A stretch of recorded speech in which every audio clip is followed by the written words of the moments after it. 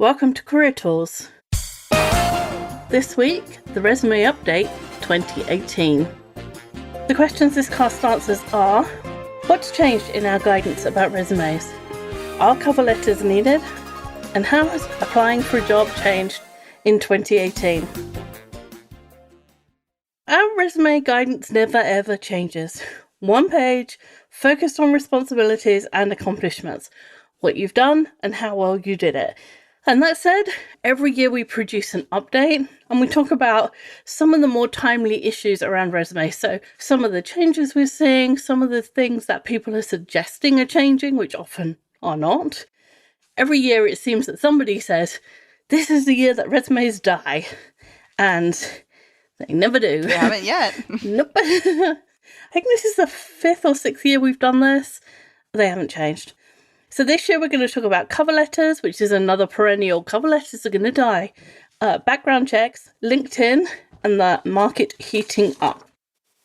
So our outline for today's cast is: consider changing jobs, send a cover letter, and talk about background checks.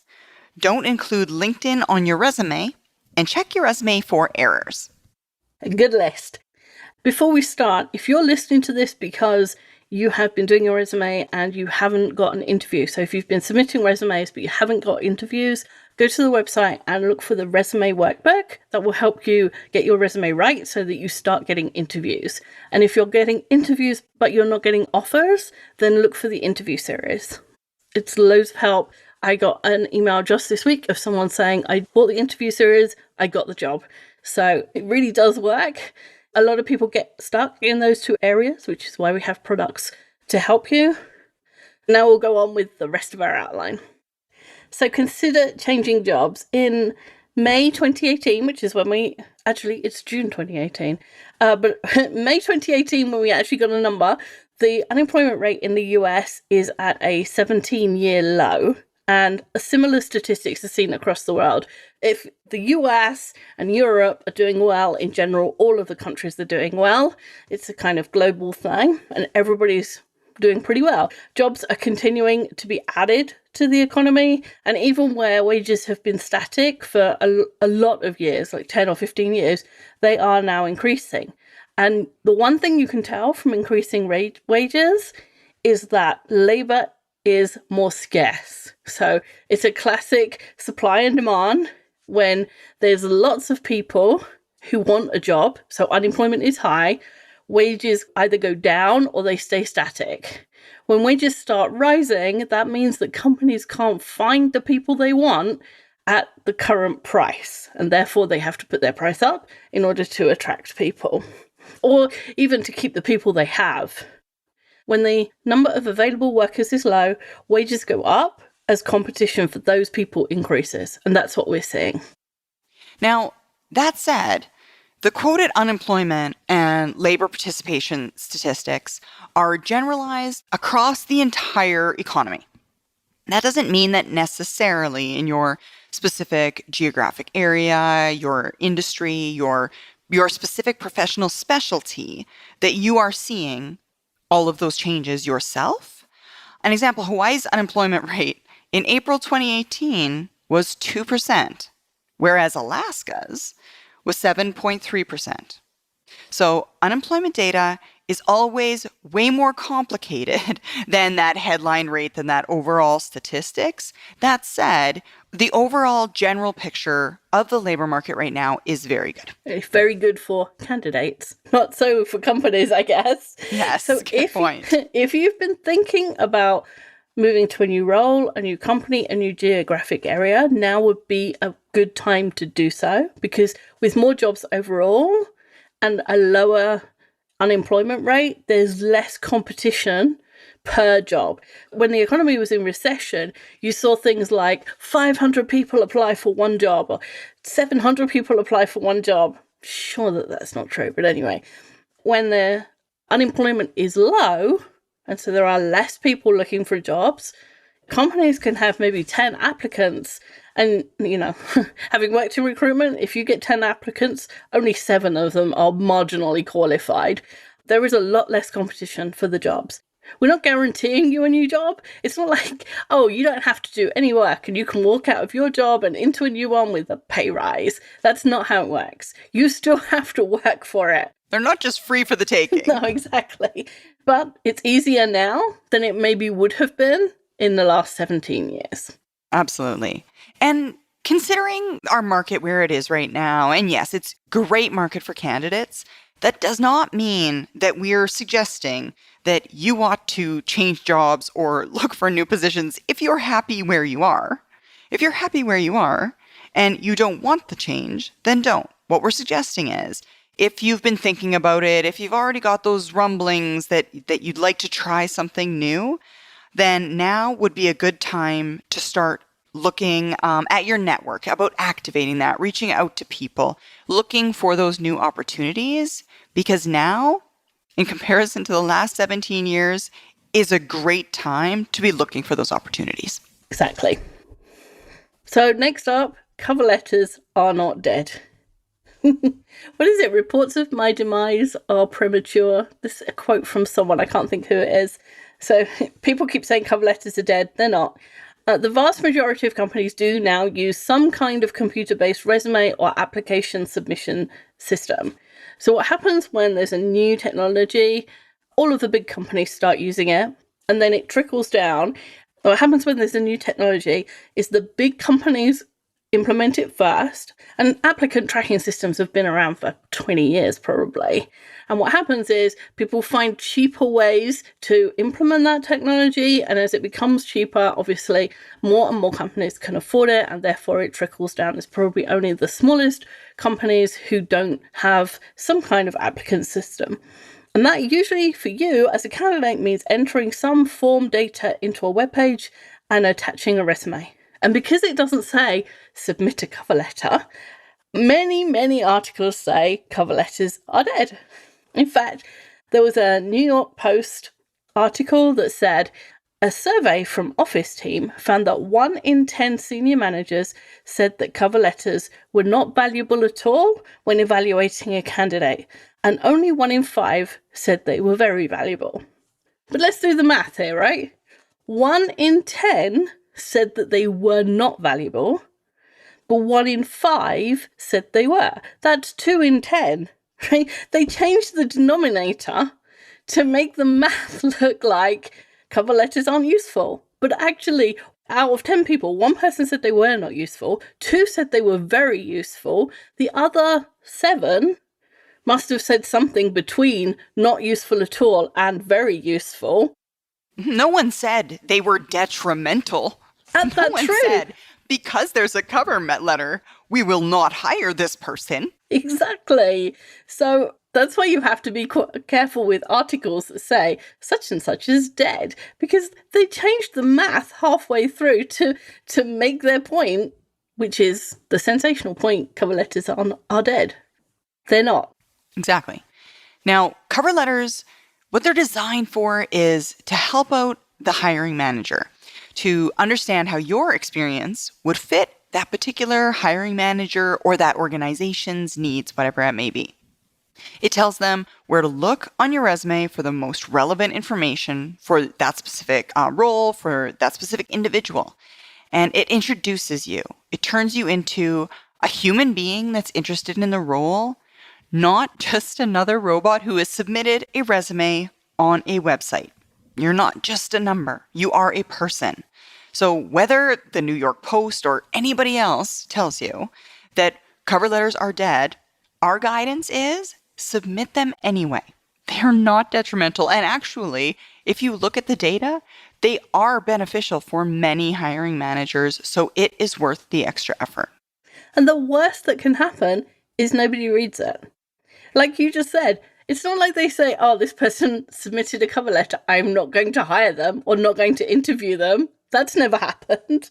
So the best thing is that the hiring manager will read your cover letter and be moved to invite you for a phone screen or an interview.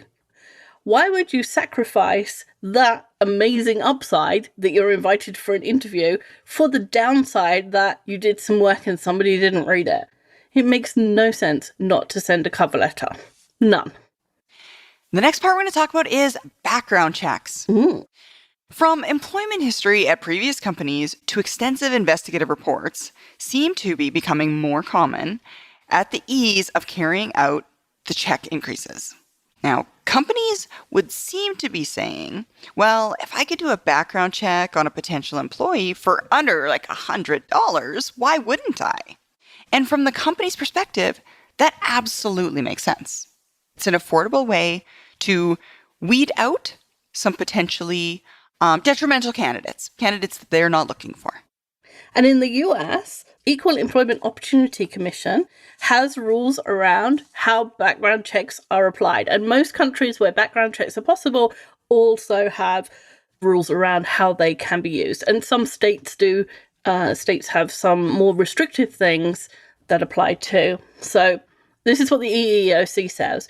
Anytime you use an applicant's or employee's background information to make an employment decision, regardless of how you got that information, you must comply with federal laws that protect applicants and employees from discrimination. That includes discrimination based on race, color, national origin, sex or religion, disability, genetic information, and age. Put more simply, a background check must be carried out for all applicants, and the use of that information must be uniform. In other words, if a company is doing background checks, it has to do it for all candidates.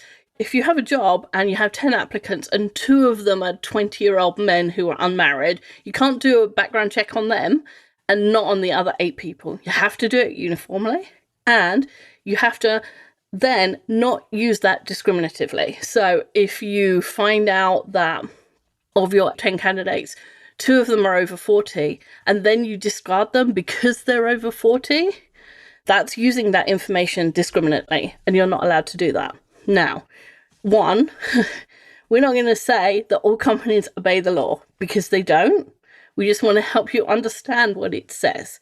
And 2, companies can find all sorts of reasons for saying that a candidate is not suitable, even if their core meaning is a discriminatory. In other words, if you present 10 candidates and those 2 were over 40 and you are a discriminative hiring manager who doesn't like older candidates, you can find another reason for not hiring that person. They don't have the right experience. They're not available the right hours. They don't have cultural fit. There's all sorts of woolly stuff that you can use instead. So we're not saying here that just because the EEOC says it can't be used discriminatively, that it won't be. But the law is there to help you, especially around background checks where there's a lot of information that companies find out about you. And I'm quoting the US law here, but it is similar in other countries. Yes, it absolutely is. Now, considering that information, that employers oftentimes pull these background checks, it may potentially be causing candidates anxiety due to just the sheer quantity of data breaches and identity theft that is occurring in our society. Because of that, candidates can be afraid that background checks are going to bring up adverse information that's just plain incorrect. That got tagged to their file in error, but it's not something that actually has happened. One common problem in rental accommodations is that deficits in previous occupants are applied to the current occupant. That is, if an individual lived in my apartment building prior to me, but defaulted on rent or had previous debts that were unpaid, because I have taken over that rental agreement, that is, I now live in this suite, that error in paying the rental can be applied to me incorrectly because I shared the same apartment as someone who did not pay their rent. It's almost as if you're there together, even though that person actually left. Yes, exactly. It's like the debt is tied to the location where I live as opposed to the human being in error. And they tarred by the same brush. But there is a really easy way around this. And actually, people have written to us and said, this is what I'm worried about. And there's an easy way around this. Talk about it. The companies that keep records about us are obliged to share those records with us. There are many services that will give you a monthly update summarizing what the different companies hold about you. There's companies that will send you your financial stuff. There's companies that which will send you, these are the addresses that are being connected with you. There's companies that will send you, these are the people that are being connected with you. So all of that information is available to you. You just have to go and ask for it, and occasionally you have to pay. But it's usually a nominal amount because the government doesn't want these companies to hold information. So use those services, and then if there's a problem that you think will come up in a background check, tell the company you're interviewing with before they do the check. So if I know that for some reason the person before me in this apartment didn't pay their rent, and accidentally that mispayment, that non-payment has been applied to me, then I can say to the company, by the way, I know you're going to do a background check. I just want to tell you, I already know that I've been tagged as not paying my rent because of this mistake. And this is what I'm doing to fix it with the company that's holding that information. It is a proactive approach to making sure that anything they find, they understand in a way that's what is to be understood, right? Because they can look at it and go, oh, you haven't paid your rent. And they can draw conclusions about that. But what they're doing is drawing the wrong conclusions because it's not your debt. And so what you're making sure is when they see it, they know which conclusions to draw because you've already told them. That's absolutely true. If you put it out there for them to question you about something on that report, it will not happen. Mm-hmm. You have to be the one to come out and say it honestly, because they're not going to come to you and say, oh, so tell me about this thing where you didn't pay rent. They're just going to use that information to potentially disqualify. Right. They're just going to tell you, by the way, you didn't get the job. And they're not going to tell you why. So defend yourself before it comes out. Right. It would sound something like this. So thank you for letting me know you're going to do a background check. I appreciate that. For your information, you may see an unpaid rent issue on my apartment. It was a previous tenant, and I am working on getting it expunged from my record. And I will be happy to provide you with the correspondence I've had with Experian to prove it or to show you. And you know what? Most people won't ask you for it because barely anybody ever says proactively, by the way, you're going to see a problem and I'm already trying to fix it. They're going to be so impressed with that they won't want to see the proof. Exactly. They may not even pull a background check at that point because they know the information. Exactly. So, absolutely. The next thing we have to talk about is don't include LinkedIn on your resume. Now, before we cover this topic, let's just be clear here that we love LinkedIn. We are not at all saying don't use LinkedIn. It's become the de facto standard for your professional self on the web.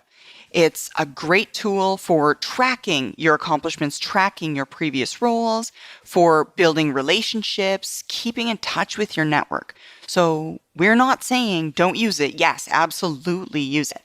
That said, we've seen a trend to individuals including the link to their LinkedIn profile on their resume. And that's usually in the admin section around name, address, email, phone number, link to LinkedIn profile, things like that.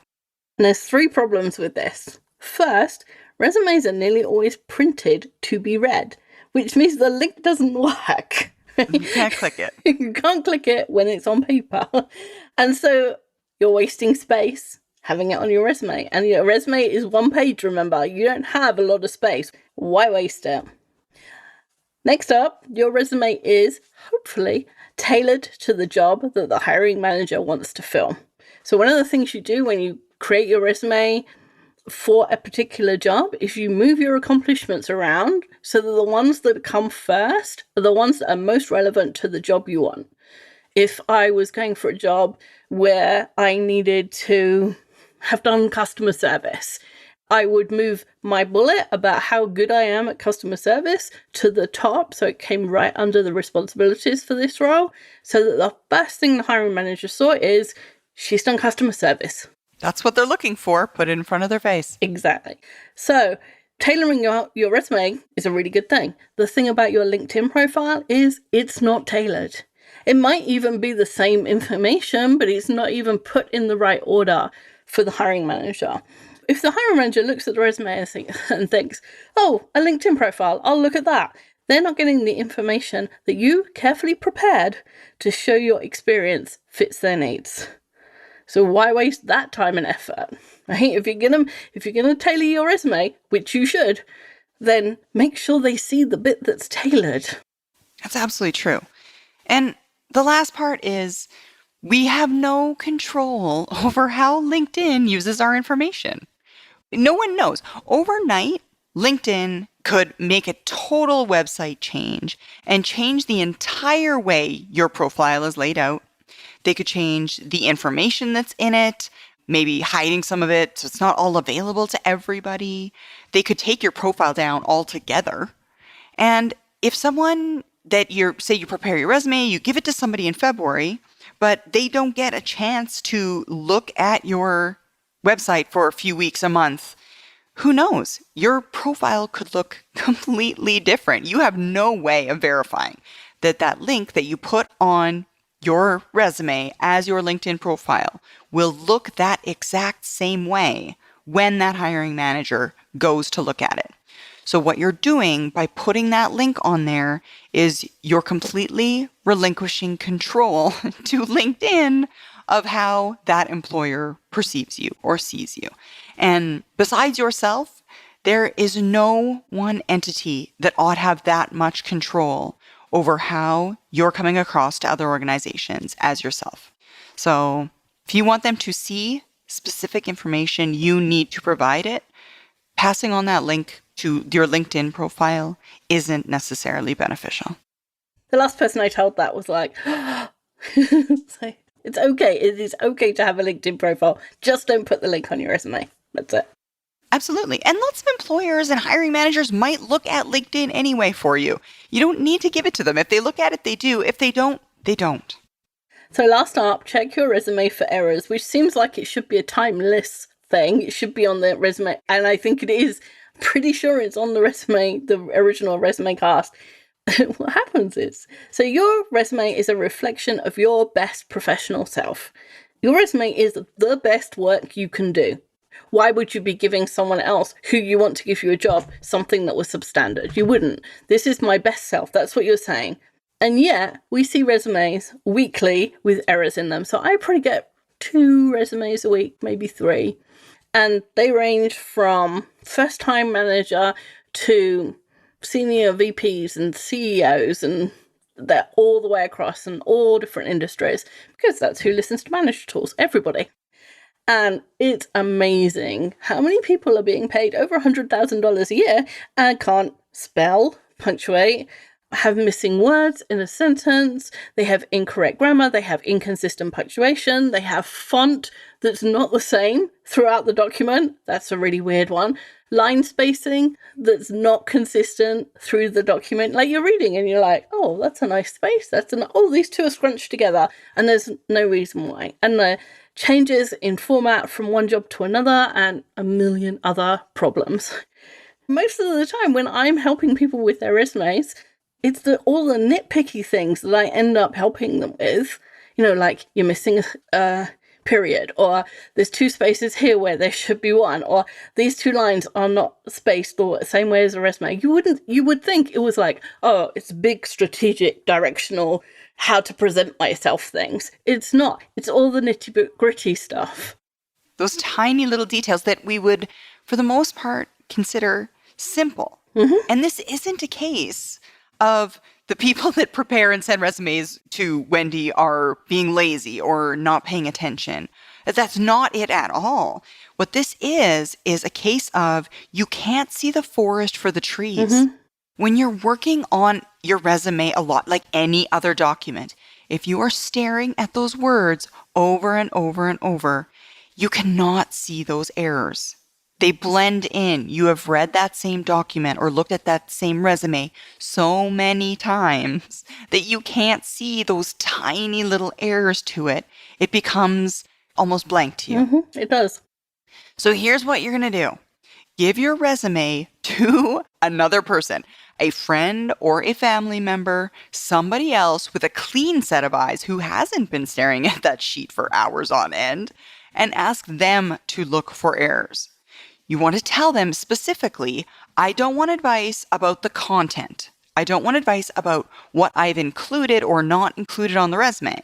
Specifically, I want you to look for parts that have errors or inconsistencies or don't make sense grammatically. If you don't tell them to specifically look for those things, they're going to give you overall advice on your resume content. And that's not what you're looking at. You at this point have put all of your time and effort into the content. You know the content is sound. So what you want to know about is those small errors.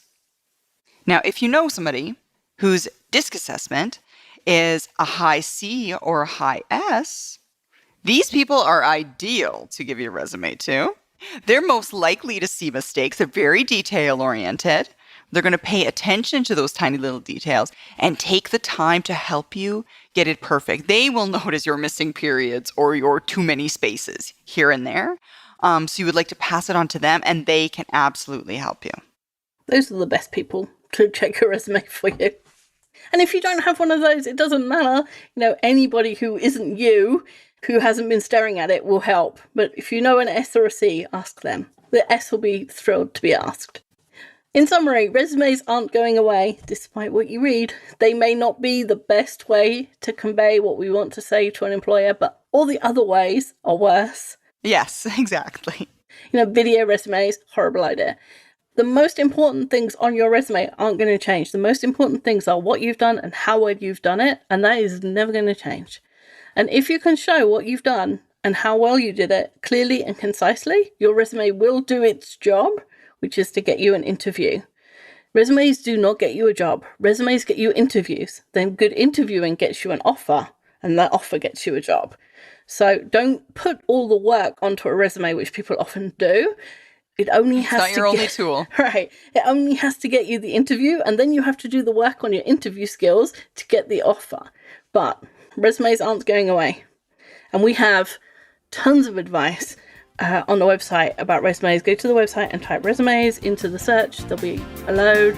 We have the interviewing series if you need to work on your interview skills. If you're submitting resumes, getting interviews but not getting offers, look at the interview series. If you're submitting resumes but not getting interviews, look at the resume workbook, also on the website. Thanks, Sarah. Thank you, Wendy. Bye, everyone. That's all for this week. We'll be back next week with more guidance.